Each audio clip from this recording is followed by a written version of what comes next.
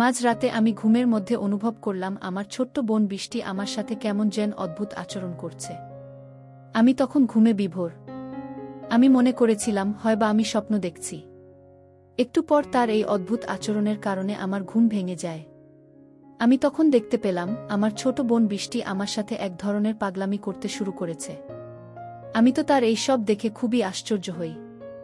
তারপর আমি ওকে বললাম, বৃষ্টি, তুই আমার সাথে এগুলো কি করতেছিস? তুই লজ্জা শরমের মাথা খেয়ে ফেলেছিস নাকি? আমি তোর আপন বড় ভাই, তারপরও তুই?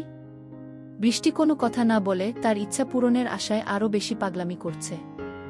রুমের মধ্যে ছোট বোনের এমন আচরণ দেখে আমি রীতিমতো আশ্চর্য হয়ে যাই। আমি তখন বৃষ্টির চোখে মুখে শুধু বাসনার রং দেখতে পাচ্ছিলাম। আমি কয়েকবার না করার পরেও সে কোনোভাবে আমার বাধা মানছিল না। আমার ছোট বোন হয়েও সে কি যেন অদ্ভুত এক সুখের আশায় আমাকে একটা ধাক্কা মেরে ফেলে দিয়ে ও আমার সাথে যা করল তা শুনলে আমি গ্যারান্টি দিয়ে বলতে পারি তোমাদের পানি চলে আসবে। তাই বন্ধুরা, তোমাদের পায়ে ধরে বলি, অন্তত আজকের ভিডিওটি শুরু থেকে শেষ পর্যন্ত দেখো। গল্পটি শেষ পর্যন্ত শোনার জন্য তোমাদের সকলের কাছে আমার বিশেষ অনুরোধ রইল। হ্যালো বন্ধুরা, আমি আবির। বর্তমানে আমার বয়স 24 বছর। আমি পড়ালেখা শেষ করে একটা প্রাইভেট কোম্পানিতে চাকরি করছি। আমার বাড়ি সুনামগঞ্জ, কিন্তু চাকরির সুবাদে আমি সিলেট থাকি। আমার পরিবারে আমি, মা, বাবা আর ছোট বোন বৃষ্টি। আমার ছোট বোনের বয়স 17। ওই বছরে এসএসসি পরীক্ষা দিবে। বাবা সুনামগঞ্জ শহরে কাঠের ব্যবসায় করেন আর মা গৃহিণী। এবার আসি আসল ঘটনায়। সামনে আমার ঈদের ছুটি, তাই বাড়ি যাওয়ার প্রস্তুতি নিলাম। বাড়ির সবার জন্য কেনাকাটা করলাম। ছোট বোন বৃষ্টির জন্য একটা 3 পিস ও একটা কালো বোরকা কিনলাম। বাবার জন্য পাঞ্জাবি ও মার জন্য কাপড় কিনলাম। সবার জন্য কেনাকাটা করে আমার অনেক খুশি লাগছিল। ট্রেনের টিকিট আগেই কেটে রেখেছিলাম, তাই ঈদের 4 দিন আগে বাড়ি দিকে রওনা দিলাম। আর একটা কথা, আমি প্রায় 1 বছর পর বাড়ি যাচ্ছি। চাকরিতে জয়েন করার পর আর বাড়ি যাওয়া হয়নি, তাই সবার জন্যই কম বেশি কেনাকাটা করেছি, বিশেষ করে আমার আদরের ছোট বোন বৃষ্টির জন্য। দীর্ঘ 4 ঘন্টা বাসে করে অবশেষে বাড়ি পৌঁছলাম, কারণ সুনামগঞ্জ শহর থেকে অনেক ভিতরে আমাদের বাড়ি। বাড়ি পৌঁছাতে প্রায় রাত 9টা বেজে গেল। বাড়ি গিয়ে দেখি সবাই ঘুমিয়ে গেছে। মাকে ডেকে তুললাম। তারপর খাওয়া দাওয়া শেষ করে আমিও ঘুমিয়ে গেলাম। অনেক রাত হয়েছে, তাই বৃষ্টিকে আর ডাকলাম না। ভোর 6টায় দেখি ছোট বোন বৃষ্টি ডাকাডাকি শুরু করেছে। রুমের দরজা খোলা ছিল, তাই ও বিছানার পাশে গিয়ে ভাইয়া ভাইয়া বলে ডাকছে আর বলছে, ভাইয়া, আমার গিফট কোথায়? আমি ঘুম ঘুম চোখে বলছি, যা এখান থেকে পরে নিস। এখন আমাকে ঘুমাতে দে। কিন্তু ও নাছোড় বান্দা, ও গিফট না নিয়ে যাবেই না। তাই আমার গায়ের কম্বল ধরে টান দিয়ে কম্বল নিয়ে গেছে। আমি লাফ দিয়ে উঠে দেখি আমার অবস্থা খারাপ। আমার তো লজ্জা অবস্থা খুবই খারাপ, আর এদিকে ও খিলখিল করে হাসছে আমাকে এই অবস্থায় দেখে। আমি তাড়াহুড়া করে বিছানার পাশ থেকে উঠলাম আর ভালো করে ওর দিকে তাকালাম। ওকে যেন আমি চিনতে পারছি না। এই 1 বছরে কত বড় হয়ে গেছে। একেবারে অচেনা লাগছে তার রূপ আর সৌন্দর্য যেন উপচে পড়ছে। আমি এতদিন পর আমার আদরের ছোট বোনকে দেখছি, যেন আসমান থেকে নেমে এসেছে অচেনা এক পরী। আমার ঘরে এসেছে। শেষমেশ বৃষ্টির ডাকে আমার ধ্যান ভাঙল। বৃষ্টি বলল, এই ভাইয়া, কি দেখছিস এভাবে তাকিয়ে? মনে হচ্ছে এর আগে কোনো দিন আমাকে দেখিসনি। আমি বললাম, ও হ্যাঁ, আসলে তুই তো খুব বড় হয়ে গেছিস, আমি তোকে তো চিনতেই পারছি না। বৃষ্টি বলল, ভাইয়া, তুই আমাকে পরে মন ভরে দেখিস। আগে আমার জন্য কি এনেছিস তা আমাকে দে। আমি বললাম, আচ্ছা দিচ্ছি, দাঁড়া। এই বলে আলমারি থেকে ওর 3 পিস আর কালো বোরকা ওকে দিলাম। বৃষ্টি তো খুব খুশি। খুশিতে আমাকে এক আশ্চর্যভাবে ধরল। ওর এই আশ্চর্যভাবে ধরাতে আমার অবস্থা কিছু খারাপ হতে লাগল। একটু পরে বাথরুমে গিয়ে ফ্রেশ হলাম। বাথরুম থেকে বের হয়ে সকালের নাস্তা করলাম। নাস্তা করে রুমে বসে মোবাইলে গেম খেলছিলাম। এমন সময় বৃষ্টি এসে বলল, ভাইয়া, ঈদে আমাকে নিয়ে সুনামগঞ্জ চা বাগানে ঘুরতে যেতে হবে। আমি বললাম, ঠিক আছে, যাব। তারপর ঈদের আগের 2 দিন আমরা ভাই বোন মিলে অনেক জায়গা ঘোরাঘুরি করলাম। ঈদের দিনও আমরা ভাই বোন মিলে ঘুরতে বের হলাম। বৃষ্টি বলল, অনেক দিন হয় জাফলং যাওয়া হয়নি, চল আমরা জাফলং ঘুরতে যাই। আমি বললাম, জাফলং তো অনেক দূর, আমরা কিন্তু একদিনে ফিরে আসতে পারবো না। বৃষ্টি বলল, আমি এত কিছু জানি না, আমাকে নিয়ে যেতেই হবে। কিভাবে নিয়ে যাবে আমি জানি না, দরকার হলে ওখানে হোটেলে 1 রাত থাকব, তারপরও যাব। আমরা তো আপন ভাই বোন, প্লিজ ভাইয়া তুমি না করো না। আমি বললাম, আচ্ছা মাকে বল যদি যেতে দেয় তাহলে যাব। আমার ছোট বোন বৃষ্টি খুবই চালাক। সে কিভাবে যেন মাকে রাজি করিয়ে ফেলল। তার পরের দিন আমরা দুই ভাই বোন মিলে বেরিয়ে পড়লাম জাফলং এর উদ্দেশ্যে। যেতে যেতে দুপুর হয়ে গেল। ওখানে গিয়ে আগে থাকার ব্যবস্থা করতে হবে। যেহেতু গিয়ে ওখান থেকে দিনে দিনে আসা যাবে না, তাই আমরা দুজনে মিলে হোটেল খুঁজতে লাগলাম। ঈদের পরে হওয়ায় হোটেল খুঁজে পাওয়া যাচ্ছিল না। অনেক খোঁজাখুঁজি করে অবশেষে ছোট একটা রুম পেলাম, তাও সিঙ্গল।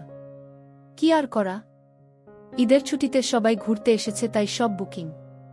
এজন্য সিঙ্গল রুমই নিলাম।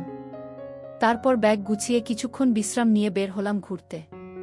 বৃষ্টি এমন পোশাক পরেছে যা দেখে বুড়ো থেকে জোয়ান পোলাপান সবাই শুধু ওর দিকে ভে করে তাকিয়ে থাকে। আমার অনেক রাগ হচ্ছে, কিন্তু কাউকে কিছু বলতেও পারছি না। এর মধ্যে এক ছেলে আর এক ছেলেকে বলছে, দেখরে ওই পাগলে একটা জিনিস পাইছে। আরেক ছেলে বলল, বন্ধু ওই মদনের কপালটা খুব ভালো। এই শুনে আমি রেগে ওদের কাছে যেতে চাইলে বৃষ্টি আমাকে বাধা দিল। তারপর আমরা ভাই বোন অনেক মজা করে ঘুরলাম। সারাদিন ঘুরে হোটেলে ফিরলাম সন্ধ্যায়। তারপর আমরা ভাই বোন মিলে রুমে গিয়ে ফ্রেশ হয়ে আবার হাঁটতে বের হলাম। আমাদের সাথে পাশের রুমের নতুন বিবাহিত স্বামী স্ত্রী জুটি বের হল। তারা আমাদের ডাক দিয়ে বলল, আপনারাও কি হাঁটতে বের হচ্ছেন? বৃষ্টি বলল, হ্যাঁ। আপনারাও কি হাঁটতে বের হলেন? উনারা বলল, হ্যাঁ। আমরা বের হলাম। ছেলেটা বলল, চলুন না, আমরা একসাথে হাঁটি। এলাকাটা পরিচিত না, তাই লোক বেশি হলে ভয় লাগবে না। আমরাও রাজি হলাম। তারপর গল্প করতে করতে তাদের সাথে পরিচিত হলাম। ছেলেটার নাম হল রাকিব, আর মেয়েটার নাম পায়েল। হঠাৎ করে পায়েল বলে উঠল, আপনাদের না দুজনের খুবই মানিয়েছে। মেয়েটির কথা শুনে আমি ভ্যাবাচ্চাকা খেয়ে গেলাম। তখন কি বলবো বুঝতে পারছি না। তখন বৃষ্টি বলল, আপনাদেরও খুব মানিয়েছে। কয় মাস হয়েছে আপনাদের বিয়ে হয়েছে? তখন রাকিব বলল, 2 মাস। তারপর সিয়াম বলল, আপনাদের কতদিন হল বিয়ে হয়েছে? আমি কিছু বলতে যাব, ঠিক তখনই ছোট বোন বৃষ্টি বলে উঠল, এই তো কিছুদিন। আমার যেন আকাশ ভেঙে মাথায় পড়ল। আমার বোন এসব কি বলছে? তখন রাকিব বলল, তাহলে তো আপনারা একদম পারফেক্ট সময়ে হানিমুনে এসেছেন। কিন্তু আমাদের একটু দেরি হয়ে গেল। আসলে অফিস থেকে ছুটি ম্যানেজ করতে করতে 3 মাস পেরিয়ে গেল।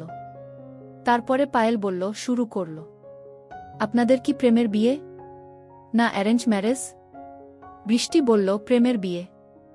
এদিকে আমার রাগে গা জ্বলছে, বৃষ্টি কেন মিথ্যা কথা বলছে? বৃষ্টি কেনই বা ওদের সাথে এত নাটক করছে? হাঁটতে হাঁটতে রাত 9টা বেজে গেল। তখন আমরা সবাই আবার হোটেলে ফিরে আসলাম। এসে খাওয়া দাওয়া করে রুমে যাচ্ছিলাম ঘুমানোর জন্য। তখন রাইসা বলে উঠল, গুড নাইট, হ্যাপি হানিমুন। মজা করে টাইমগুলো কাটান, এই টাইম আর ফেরত পাবেন না। বৃষ্টিও কম না। সে বলে উঠল, আপনারাও মজা করুন, আমরা তো আজ রাতভর মজাতেই থাকব। আমি রুমে ঢুকে বৃষ্টিকে বলতে শুরু করলাম, বৃষ্টি তুই এসব কি শুরু করেছিস? আমরা ভাই বোন, তুই কি সব ভুলে গেছিস? বৃষ্টি বলল, ভাইয়া কি করব বল। ওরা এমনভাবে কথা বলা শুরু করবে বুঝতে পারিনি। ভাবলাম 2-একটা কথা বলে আলাদা হয়ে যাব, বা এমন পর্যায়ে পড়ে গেলাম যে আর বলার সুযোগই পেলাম না। এখন আর কি করা? এখানে 2-4 দিন না হয় আমরা স্বামী স্ত্রী হয়ে কাটিয়ে দেই। আমি বললাম, মানে তুই কি বলছিস? বৃষ্টি বলল, আরে ভাইয়া, তোমাকে তো আর সত্যি সত্যি স্বামী হতে বলছি না, শুধু অভিনয় করতে বলছি ওদের সামনে। আমি বললাম, ওহ, তাহলে শেষ পর্যন্ত আপন বোনের স্বামী হতে হবে। আচ্ছা ঠিক আছে, আজ থেকে তুই আমার বউ।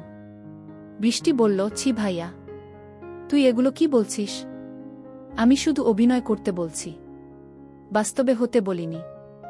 আমি বললাম, ওই আর কি, ঠিক আছে, অনেক রাত হয়েছে, এখন ঘুমা, কালকে অভিনয় করব।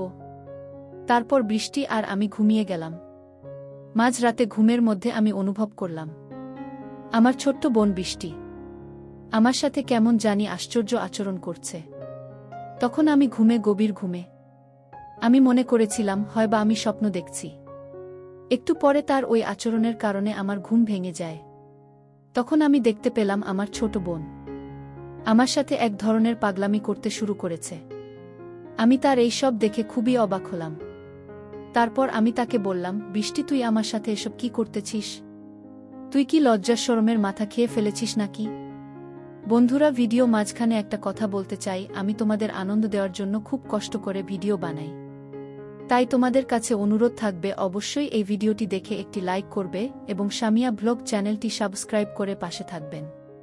আমি তোর আপন বড় ভাই। এরপরেও আমি লক্ষ্য করলাম আমার ছোট বোন বৃষ্টি কি যেন এক ইচ্ছা পূরণের আশায় আরও বেশি পাগলামি করছে। রুমের মধ্যে ছোট বোনের এমন আচরণ দেখে আমি রীতিমতো হতবাক হয়ে গেলাম। তখন আমার ছোট বোনের চোখে মুখে শুধু বাসনার রং দেখতে পেয়েছিলাম। আমি কয়েকবার না করার পরেও সে কোনোভাবে আমার বাধা মানছিল না। আমার ছোট বোন হওয়ার পরেও সে কি যেন এক বিশেষ সুখের আশায় আমাকে একটা ধাক্কা মেরে ফেলে দিল। তারপর সে যেন একেবারে পাগল, মানে একেবারে উন্মাদ হয়ে গেল। আমার ছোট বোনের যে এটা কৌশল তা আমি জানতাম। 5 মিনিটের মাথায় আমার ঘুমন্ত আর নিস্তেজ অবস্থায় তাকে এমন করে দিল। আমার কাছে মনে হলো যেন আমি আর কোনোভাবে থাকতে পারছি না। তার আশ্চর্য কৌশলের জাদু পেয়ে আমি তো প্রায় উন্মাদ হয়ে গেছি। সবশেষে আমার এমন অবস্থা হলো, তখন আমি বন্ধুরা সেই বিষয়টা আর ভাবার কোনো সুযোগ পেলাম না যে কে ভাই আর কে বোন। তখন শুধু মনের মধ্যে একটাই ইচ্ছা, পাশে থাকা মেয়েটিকে আপন করে পাওয়ার। কিন্তু মেয়েটি যে আমার আপন বোন তা আমার মাথায় নেই। এই সময় বন্ধুরা এমন অবস্থা হয়, তখন কোনো কিছু বোঝার অবস্থা থাকে না। আমারও ঠিক সেই রকমই হয়েছিল। আমার কাছে মনে হয়েছিল যেন আমি মোমো আর আমার পাশে যেন আগুন জ্বালিয়ে রাখা হয়েছে। সেই আগুনের তাপে আমার সবকিছু গলে ছিন্ন ভিন্ন হয়ে যাচ্ছে। বারবার কেঁপে উঠছে আমার গা। আমিও তখন অজানা কোনো সুখের আশায় আমার ছোট বোনের সাথে তাল দিতে শুরু করলাম। সে আমার তাল পেয়ে মনে করল তার হাতে স্বর্গ এসে ধরা দিয়েছে। তখন আমি সিদ্ধান্ত নিলাম, যা হবার হবে। এখন যে কঠিন সময় আমার কাছে এসেছে তার মোকাবেলা আমাকে করতে হবে। ছোট বোনের কাছে কোনো কিছুতেই আমাকে পরাজিত হতে দেওয়া যাবে না। তারপর আমি চরমভাবে নেমে গেলাম। যদিও আমার ছোট বোন আমার থেকে 6 বছরের ছোট। প্রথম আমি ভাবছি হয়তো সে আমার সাথে কুলিয়ে উঠতে পারবে না। তারপর আমি যা দেখলাম তাতে তো আমি পুরোই আশ্চর্য। প্রায় 1 থেকে 1.5 ঘন্টা একনাগাড়ে প্রদর্শন করার ফলেও সে বিন্দু পরিমাণ ক্লান্ত হয় নাই। প্রায় 1 থেকে 1.5 ঘন্টা পর কোনো এক রূপকথার রাজ্য থেকে মনে হলো আমরা পৃথিবীতে ফিরে এসেছিলাম। বন্ধুরা, তারপরেও সেখানে আরও একদিন থেকেছিলাম। আর সেই একদিনেও আমার ছোট বোনের সাথে আমার এই রকমই হয়েছিল। বন্ধুরা, ঘটনাটি আমার অতীতের একটি অপ্রত্যাশিত ঘটনা, যা হয়তো তোমাদের বিশ্বাস হবে না। তারপরেও এটাই সত্যি। বন্ধুরা, এই পৃথিবীতে হয়তো এরকম কিছু ঘটনা ঘটে যা কখনো বিশ্বাসের অযোগ্য বলে মনে হয়। তারপরেও ওইসব ঘটনা বাস্তব। আমার ক্ষেত্রেও ঠিক তেমনি হয়েছিল। সবশেষে আমি তোমাদেরকে বলবো, বন্ধুরা, যখন কোনো ছেলে অথবা মেয়ে সাবালক হয় তখন প্রত্যেকটা মানুষ, মানে ভাই হোক, বোন হোক অথবা বাবা বা অন্য যে কেউ হোক না কেন, তাদের সকলের শালীনতার থাকা প্রয়োজন। একসাথে বসবাস করা, একসাথে থাকা, সব কিছু থেকে পৃথক থাকাই উচিত। এতে করে মানুষের ইচ্ছা কম থাকবে।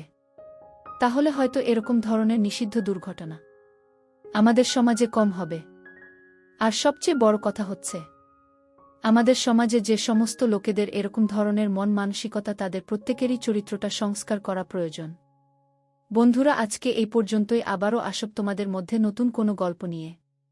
গল্পটি যদি তোমাদের ভালো লাগে তাহলে একটি লাইক দাও। প্রতিদিন রাতে আমি তোমাদেরকে এরকম মজার নতুন গল্প উপহার দিব। তাই তোমাদের বিশেষ অনুরোধ করে বলছি, তোমরা যদি এরকম ধরনের মজার গল্প পেতে চাও তাহলে দয়া করে আমার সামিয়া ব্লগ চ্যানেলটি সাবস্ক্রাইব করো। অবশেষে তোমাদের সবার সুস্বাস্থ্য কামনা করি। ভিডিওটি দেখার জন্য তোমাদের সকলকে অসংখ্য ধন্যবাদ।